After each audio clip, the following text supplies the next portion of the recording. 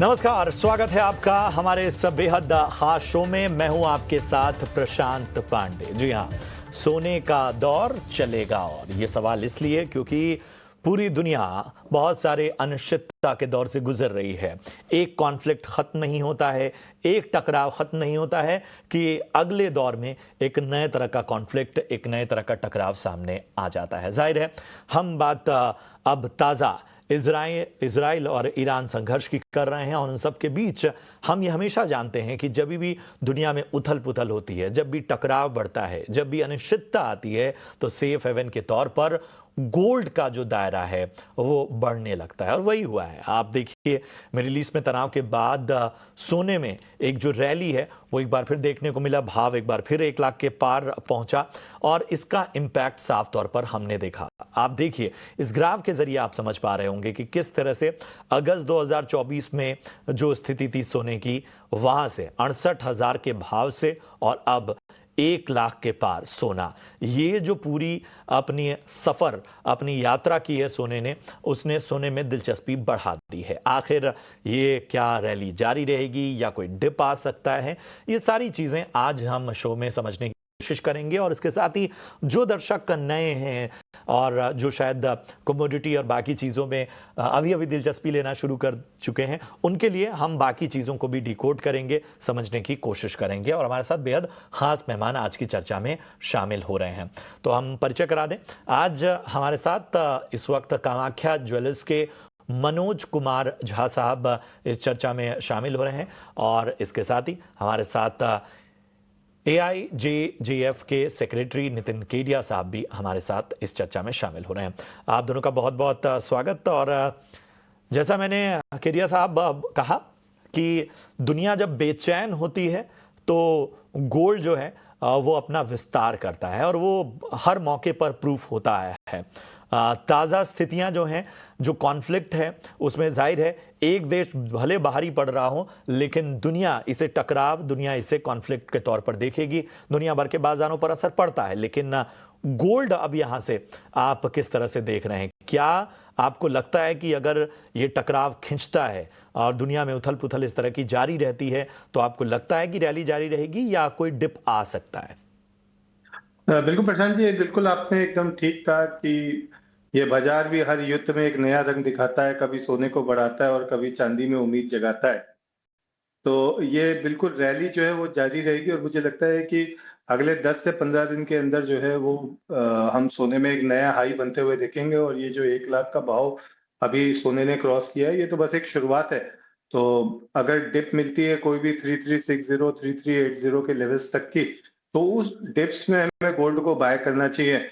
और अगर कोई डीप डिप आती है 3340, 3335 तक, तो वहां पे हमें डेफिनेटली इसको और ऐड करना चाहिए। हम 3310 का एक स्टॉप लॉस लेके चल सकते हैं, और ऊपर में हम $3550 और $3600 तक आते हुए देखेंगे। क्योंकि इसराइल का अगर हम एक पैटर्न देखें, तो पिछले 2 साल से युद्ध कर रहा है, और वो बिल्कुल उस टाइप का युद्ध नहीं है कि जिसमें उसको कोई आके बता दे कि भाई साहब आपका सीज फायर हो गया और अब आपको युद्ध बंद कर देना। वो जब तक सामने वाले को खत्म नहीं कर देता है, तब तक उसका युद्ध चलता है। ईरान का जिस तरह से आज एक मैसेज आया है कि remember that we have not started this war, तो ये बिल्कुल दिखा रहा है कि ये युद्ध जो है वो थोड़ा लंबे समय तक चलने वाला है। और युद्ध अगर लंबे समय तक चलता है, तो अनसर्टेनिटी जो है वो बनी रहेगी, और हर अनसर्टेनिटी पे गोल्ड जो है वो लगभग $60 से $70 जो है हर एक चेंज ऑफ इवेंट के ऊपर अनफोल्ड करेगा, तेजी या मंदी के साइड में।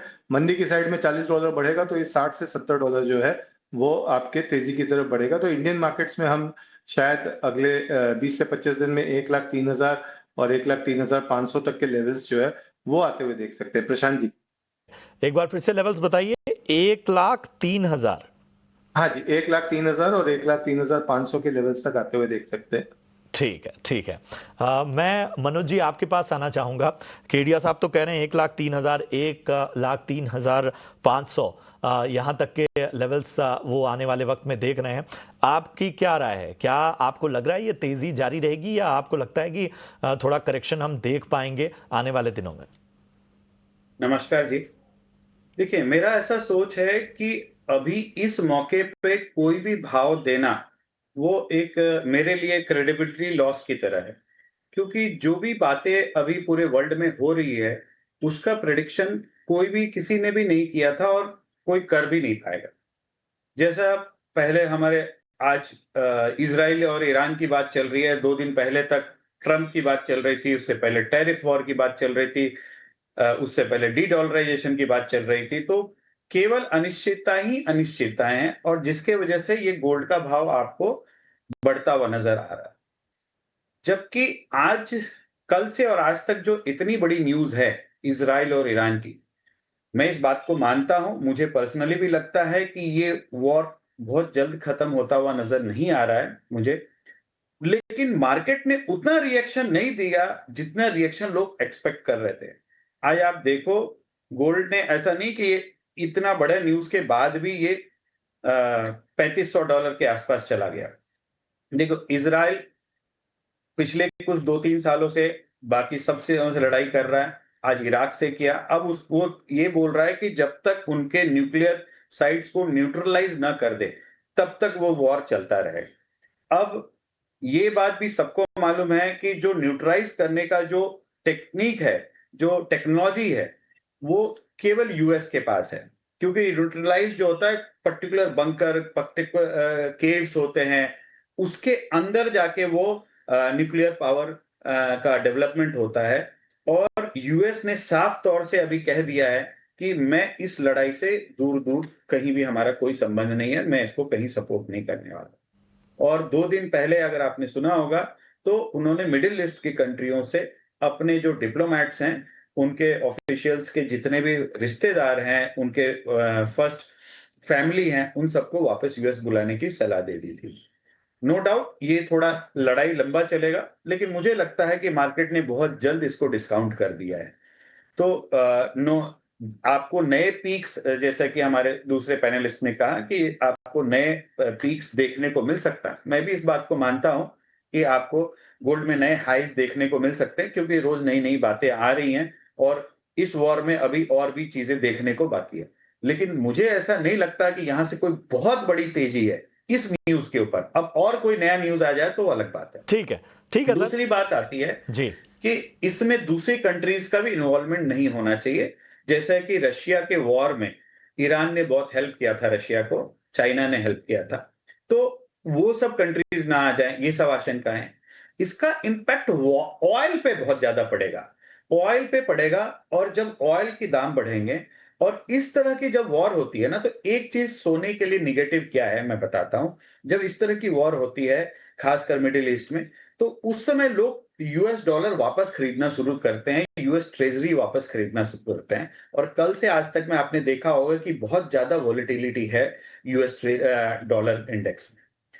तो ये एक थोड़ा सा स्लाइड जो है गोल्ड के लिए निगेटिव है, लेकिन यही कहते अगला हैं कि रीड 10-15 बिटवीन द दिन लाइंस, वो वाली बात है। शायद हमें कई और पहलुओं को भी एक फैक्टर के तौर पर देखना होगा। केडिया साहब, अगर मैं सालाना आधार पे बात करूं तो आपको इन स्थितियों के बावजूद, आपको अगर एक तमाम मॉडरेट रिस्क को भी इसमें जोड़ दें, तो आपको सालाना रिटर्न किस तरह की उम्मीद आम जो निवेशक है वो कर सकता है गोल्ड में? एक अनुमान अगर आप बता पाए। 0.25 के रिटर्न की बात कर रहे हैं? जी जी। देखिए, 2025 की मैं अगर बात करता हूँ तो मुझे लगता है कि ऑलरेडी हम 10 से 12% का रिटर्न देख चुके हैं। और गोल्ड में जो मैक्सिमम पॉसिबल रिटर्न जो मुझे दिखता है, बिकॉज बीइंग अ कमोडिटी, ऐसा नहीं हो सकता है कि रिजर्व्स जो है वो खाली गोल्ड के फॉर्म में आए। और ऑलरेडी ये कई सारी कंट्रीज के जो है वो यूरो को पीछे छोड़ के नंबर 2 रिजर्व्स में आ चुका है। पर मुझे लगता है कि 16% से लेकर 18% का रिटर्न जो है वो इस साल हमको गोल्ड कहीं ना कहीं दे के जाएगा एडिशनल। और तो उसमें मैं ये डॉलर टर्म्स में बात कर रहा हूँ। हो सकता है कि यूएसडी है ना थोड़ा अप्रिशिएट हो जाए, तो इंडियन मार्केट में हमको 25 से 26% एब्सोल्यूट रिटर्न इस साल हमको देखने को मिले। प्रशांत जी। बिल्कुल, तो 25 से 26% का एब्सोल्यूट रिटर्न उम्मीद करते हुए केडिया जी इस साल गोल्ड के मार्केट में। चलिए